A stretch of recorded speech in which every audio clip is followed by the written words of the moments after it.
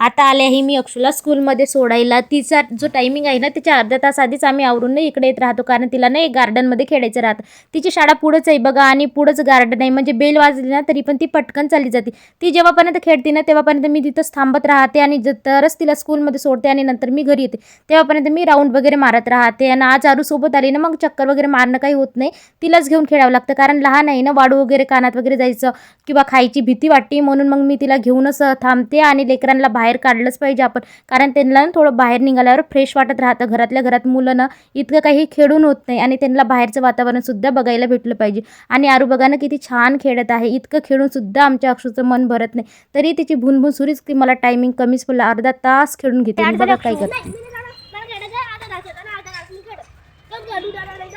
मी कसं काही खेळून नाही दिलं, तू आतापर्यंत खेळतच होती ना. अक्षूचं इतकं खेळून झालं तरी पण तिचं बघा मनच भरत नाही. म्हटली 2-3 उड्या मारू दे मला. मी म्हटले उड्या वगैरे मारून घे, इकडे बेल वाजली, चल पटकन स्कूलमध्ये जा. नंतर बॅग घेऊन निघाली आणि बाय करती आणि तिथून पुन्हा परत आली. काय तर तिला आरूच्या पप्प्या घ्यायच्या होत्या. लहानपणी बहीण भावांचं प्रेम असंच असतं आणि मोठे झाले की भांडतात एकमेकांशी, सगळ्यांशीच असं राहतं. नंतर ती पण स्कूलमध्ये गेली, आम्ही पण घरी आलो. चला आता व्हिडिओचा एंड इथंच करते. व्हिडिओ आवडलाच असेल तर आपल्या चॅनलला लाईक करा, शेअर करा आणि सबस्क्राईब करा. व्हिडिओ अशाच एका नवीन व्हिडिओमध्ये. तोपर्यंत बाय.